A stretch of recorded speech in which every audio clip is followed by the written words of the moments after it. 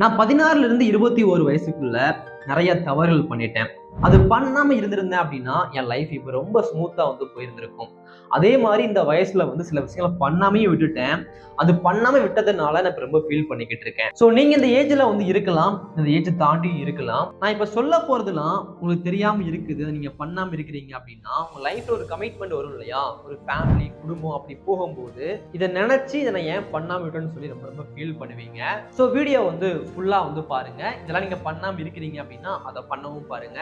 இதெல்லாம் நான் சொல்றேன் இல்லையா, நான் என்ன பண்ணிருக்கேன் அப்படின்னா நான் ஒரு 5 புத்தகம் எழுதியிருக்கேன், பிசினஸ் பண்றேன், ஒரு 5 வருஷமா இன்வெஸ்டிங் பண்ணிக்கிட்டு இருக்கேன்.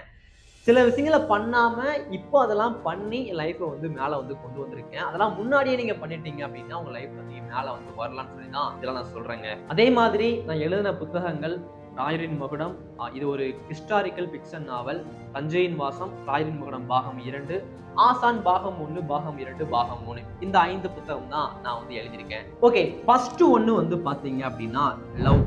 ஸ்கூல் டைம்ல இந்த ஒரு ஏஜ்ல பாத்தீங்க அப்படின்னா ஸ்கூல் படிச்சுக்கிட்டு இருப்போம், காலேஜ் படிச்சுக்கிட்டு இருப்போம்.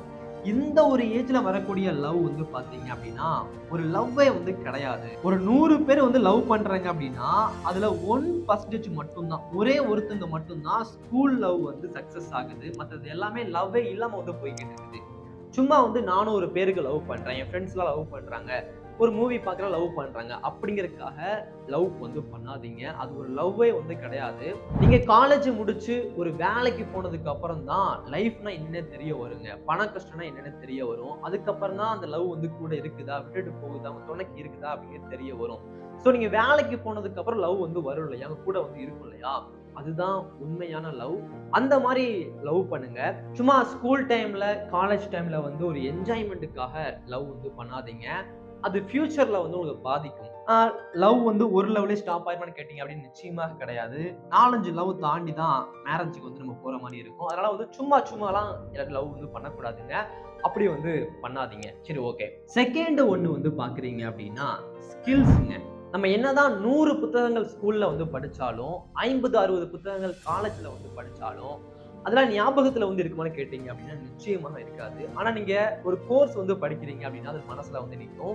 ஒரு ஸ்கில்ல கத்துக்கிறீங்க அப்படின்னா லைஃப் டைம் கூட இருக்கும். நான் இப்ப ஃபீல் பண்றேன், இந்த ஒரு ஏஜ்ல மட்டும் நான் டிராயிங் கத்துருந்தேன் அப்படின்னா என் லைஃப் நல்லா இருந்திருக்குமே, நான் ஒரு ஆர்டிஸ்டா ஆயிருக்கலாமே. இப்ப பாத்தீங்கன்னா ரைட்டரா இருக்கிறேன், ஆனா அந்த ஒரு ஏஜ்ல நான் பண்ணாம விட்டுட்டேன். ஆனா எனக்கு இப்போ டிராயிங் வரையறதுக்கும் ஆசையா இருக்கு, ஆர்டிஸ்டாகவும் ஆசையா இருக்கு. அதை நான் இப்ப கஷ்டப்பட்டு கத்துக்கிட்டு இருக்கேன். லைஃப்ல ஒரு கமிட்மெண்ட் இருக்கும்போது கத்துக்கிறது கொஞ்சம் கஷ்டமா இருக்குது. அதுவே இந்த ஒரு ஏஜ்ல பாத்தீங்க அப்படின்னா கமிட்மெண்ட் பெருசா இருக்காது. உங்க ஃபேமிலி உங்களை பாத்துக்குவாங்க. இந்த ஒரு ஏஜுக்குள்ள அதுக்குள்ளேயே பாக்குறீங்க அப்படின்னா, நீங்க கம்ஃபர்டபுளா இருக்கும் போதே பாக்குறீங்க அப்படின்னா ஸ்கில்ஸை கத்துக்கிறது உங்க லைஃப்ல மிகப்பெரிய மாற்றத்தை ஏற்படுத்தும். இந்த ஒரு ஏஜ்ல நீங்க என்ன ஸ்கில்ல கத்துக்கிறீங்களோ அதுதான் உங்க லைஃபாவே இருக்குங்க. உங்க கூட படிச்சவங்க, உங்க ஃப்ரெண்ட்ஸ் எல்லாம் ஒரு வேலை தேடி போகும்போது நீங்க ஒரு பிசினஸ் ஸ்டார்ட் பண்ணிருப்பீங்க. இந்த மாதிரி ஸ்கில்ஸை நீங்க கத்துக்கிறீங்க அப்படின்னா அது ஒரு அனிமேஷனா இருக்கட்டும், ஒரு எடிட்டிங்கா இருக்கட்டும், போட்டோகிராஃபி, ஏஐ, இந்த மாதிரி எது வேணாலும் இருக்கட்டுங்க, எல்லாமே கத்து வச்சுக்கிறது உங்க லைஃபுக்கு ஒரு மிகப்பெரிய பாதுகாப்பா இருக்கும். ஸோ ஸ்கில்லு மட்டும் இல்லாம இருக்காதீங்க, ஏதாச்சும் 1-2 ஸ்கில் ஆச்சும் இப்பவே கத்துக்க பாருங்க. அது உங்க லைஃபையே ரொம்ப பாதுகாப்பா வச்சுக்கும். தேர்ட் ஒன்னு இந்த ஒரு ஜெனரேஷன்ல 1,00,000 பேர் இருக்கிறாங்க அப்படின்னா அதுல ஒரு 1000 பேர் மட்டும்தான் புத்தகத்தை வாங்கி படிக்கிறாங்க, முழுசா படிச்சு முடிக்கிறாங்க. ஒரு 10,000 பேர் லைட்டா புத்தகத்தை வாங்கி படிச்சுட்டு அப்படியே விட்டுறாங்க. மீதி 90,000 பேர் புத்தகம் படிக்கிறது கிடையாது. நான் இந்த ஒரு ஏஜ்ல மிஸ் பண்ணிட்டேன். நான் ஃபர்ஸ்ட் படிச்ச புத்தகம் பாக்குறீங்க அப்படின்னா பொன்னியின் செல்வன். அந்த ஒரு புத்தகத்தை எந்த ஒரு புத்தகமும் அடிச்சுக்க முடியாதுங்க.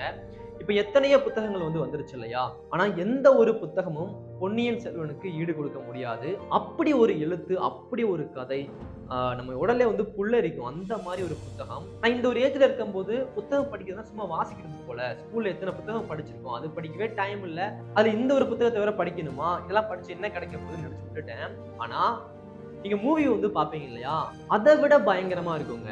புத்தகம் படிக்கிறதுனா சும்மா வாசிக்கிறது அப்படி கிடையாது. புத்தகம் படிக்கிறது பாத்தீங்க அப்படின்னா ஒரு மூவி பாக்குற மாதிரி தான். அதே மாதிரி கதை புத்தகம் படிக்கிறீங்க அப்படின்னா புத்தகம் படிக்கிற ஆர்வம் வரும். அதுக்கப்புறம் நீங்க என்ன பண்ணணும் அப்படின்னா சுய முன்னேற்ற புத்தகங்கள் வாங்கி படிக்க ஆரம்பிக்கணும். அப்பவே நீங்க படிக்க ஆரம்பிச்சிட்டீங்க அப்படின்னா லைஃப்னா என்ன, பணத்தை எப்படி சேமிக்கணும், நமக்கு ஒருத்தங்க மரியாதை கொடுக்குற மாதிரி எப்படி நடந்துக்கணும்னு சொல்லி எல்லாமே தெரிய வரும். அது ஸ்கூல் புத்தகம் படிச்சா நிச்சயமாக தெரிய வராது. இந்த மாதிரி சுய முன்னேற்ற புத்தகங்கள் படிச்சா மட்டும்தான் தெரிய வரும். அந்த மாதிரி புத்தகங்கள் வாங்கி முழுமையா வந்து படிச்சு முடிங்க. இந்த ஒரு ஏஜ்ல நீங்க ஸ்டார்ட் பண்ணிட்டீங்க அப்படின்னா நிச்சயமாக சொல்றேன், நீங்க மிகப்பெரிய கோடீஸ்வரனாக ஆகலாம். புத்தகம் படிச்சா என்ன பொருள் கிடைக்க போகுது அப்படின்னா, நல்லா கேட்டுக்கோங்க. புத்தகம் எழுதுவாங்க இல்லையா, அவங்க சும்மா ஒண்ணு சொல்லித் தர மாட்டாங்க. அவங்க லைஃப்ல நிறைய எக்ஸ்பீரியன்ஸ் வந்து இருக்கும். நான் ஒரு புத்தகத்தை நேற்று வந்து படிச்சுக்கிட்டு இருந்தேன், காம்பவுண்டிங் எஃபெக்ட். அதுக்கப்புறம் பாத்தீங்க அப்படின்னா இந்த ஒரு புத்தகம், ஒரு கோடீஸ்வரன் மாதிரி யோசிக்கிறது எப்படின்னு சொல்லிட்டு இந்த ஒரு புத்தகம், இதை படிக்க போறேன், இன்னும் படிக்க ஸ்டார்ட் பண்ணல. அந்த புத்தகத்தை எழுதினாங்க இல்லையா, அவங்க ஒரு புக் ரைட்டர் வந்து கிடையாதுங்க. அவங்க மிகப்பெரிய கோடீஸ்வரங்களுக்கு ஆலோசனை வழங்கக்கூடிய ஒரு நபர். உங்க பிசினஸ்ல இந்த ஒரு பிரச்சனை இருக்குது, அதை இப்படி மாத்தி வந்து பண்ணுங்கன்னு சொல்லி ஆலோசனை வந்து வழங்குவாங்க. சோ அவங்களோட ஆலோசனையில எத்தனையோ பணக்காரங்க மேலும் மேலும் பணக்காரன் ஆகியிருக்காங்க. சோ அவங்க ஒரு புத்தகத்தை எழுதுறாங்க அப்படின்னா அந்த ஒரு பணக்காரங்க கிட்ட என்ன சொன்னாங்களோ அதான் நமக்கு சொல்ல போறாங்க, புத்தகத்துல எழுத போறாங்க. அதை நீங்க இப்பவே படிச்சு முடிச்சிட்டீங்க அப்படின்னா நீங்க பணக்காரன் ஆகலாம் இல்லையா. அதனாலதான் சொல்றேன், ஸ்கூல் புத்தகத்தை படிக்கிறதை விட இந்த மாதிரி சுய முன்னேற்ற புத்தகங்கள் நிறைய நிறைய நிறைய வந்து படிங்க. ஓகேங்களா. அடுத்து 4th ஒன்னு வந்து பாக்குறீங்க அப்படின்னா இன்வெஸ்டிங். நீங்க இந்த ஒரு ஏஜ்லயே பணத்தை வந்து சேமிக்க ஆரம்பிச்சிட்டீங்க அப்படின்னா அத மாதிரி ஒரு அதிர்ஷ்டம் வேற எதுவுமே வந்து கிடையாதுங்க. ஏன்னா இந்த ஏஜ்ல நீங்க சேமிக்க ஆரம்பிச்சிட்டீங்க அப்படின்னா, எல்லாருமே லைஃப் எப்ப ஸ்டார்ட் பண்ணுவாங்க அப்படின்னா ஒரு 25 27ல தான் பணம் சேமிக்க ஆரம்பிப்பாங்க, சம்பாதிக்க ஆரம்பிப்பாங்க. ஆனா நீங்க இந்த ஏஜ்ல இருந்தே சேமிக்க ஆரம்பிச்சிட்டீங்க அப்படின்னா உங்க ஃப்ரெண்டு, நல்லா கேட்டுக்கோங்க, ஃப்ரெண்டு வந்து 27 வயசுல 1 லட்சம் சம்பாதிச்சிருக்காங்க அப்படின்னா நீங்க இந்த ஒரு ஏஜ்ல ஸ்டார்ட் பண்ணதுனால நீங்க 27 வயசுல 1 கோடியை கூட அடைஞ்சிருக்கலாம். சேர்த்து வச்சு மட்டும் கிடையாதுங்க, இன்வெஸ்ட் பண்ணி அடைஞ்சிருக்கலாம், இன்வெஸ்டிங் பண்ணி அடைஞ்சிருக்கலாம். ஸோ சேமிப்புக்கு மிகப்பெரிய பலன் இருக்குது. முதல்ல வந்து உண்டியல் வந்து ஸ்டார்ட் பண்ணுங்க. உண்டியல்ல ஸ்டார்ட் பண்ணி பேங்குக்கு கொண்டு போயிட்டு பேங்க்ல இருந்து ஆர்டி பத்தி எஃப்டி பத்தி இதெல்லாம் தெரிஞ்சதுக்கு அப்புறம் இன்வெஸ்டிங் பண்ணுவாங்க. இன்வெஸ்டிங் அப்படின்னு நிறைய இருக்குது, நிறைய நிறைய நிறைய வந்து இருக்குது.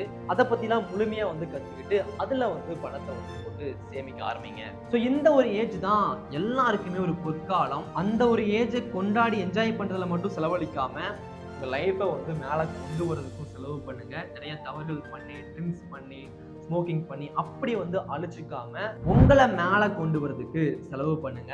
இந்த ஒரு ஏஜ் வந்து ரொம்ப ரொம்ப ரொம்ப ரொம்ப முக்கியங்க. நான் அதெல்லாம் மிஸ் பண்ணேன். அதுக்கப்புறம் பாத்தீங்க அப்படின்னா இந்த ஏஜ்ல பண்ணாம விட்டது எல்லாத்தையுமே நான் பண்ண ஆரம்பிச்சேங்க. உண்மையை சொல்லணும் அப்படின்னா இது வரைக்கும் நான் படிச்ச ஸ்கூல்ல காலேஜ்ல யாருமே ஒரு ஆசிரியர் கூட, நான் அவங்கள தவறா சொல்லணும்னு நினைச்சு சொல்லல, எனக்கு நடந்தது சொல்றேன், ஒருத்தங்க கூட இதெல்லாம் வந்து பண்ணு, இதெல்லாம் வந்து பண்ணு, இதெல்லாம் வந்து பண்ணுன்னு சொல்லி சொல்லவே இல்லைங்க. இதை பத்திலாம் அவங்க பேசவே மாட்றாங்க, ஏன்னு தெரியல. இந்த சப்ஜெக்டை படி, இதெல்லாம் படிச்சுன்னா பாஸ் ஆயிடலாம். பாஸ் ஆகி என்னங்க பண்றது லைஃப்ல? எவ்வளவோ பெரிய எக்ஸாம்ல பாஸ் பண்ணிட்டு லைஃப்ல வந்து தோத்து போயிடுறாங்க. அதுக்கு முக்கியமான காரணமே இதுதான் நான் நினைக்கிறேன். நீங்களும் நினைக்கிறீங்க அப்படின்னா அது கமெண்ட்ல வந்து சொல்லுங்க. அதே மாதிரி உங்க ஃப்ரெண்ட்ஸ், ஃபேமிலி, உங்களுடைய பசங்க பொண்ணுங்களாம் இதெல்லாம் பண்ணாம இருக்கிறாங்க அப்படின்னா அந்த வீடியோ ஷேர் பண்ணி இதெல்லாம் வந்து பண்ண சொல்லுங்க. அவங்க லைஃப் வந்து நிச்சயமாக மாறும். கடவுளை நம்பு அதை மட்டும் சொல்லாம உன் மனசையும் நம்புன்னு சொல்லி இப்பவே சொல்லி கொடுக்க ஆரம்பிங்க. அவங்க லைஃப் நீங்க நினைச்சதை விட, நீங்க ஆசைப்பட்டதை விட மேல மேல வந்து வர ஆரம்பிக்கும். அடுத்த வீடியோல பார்க்கலாம். தேங்க்யூ.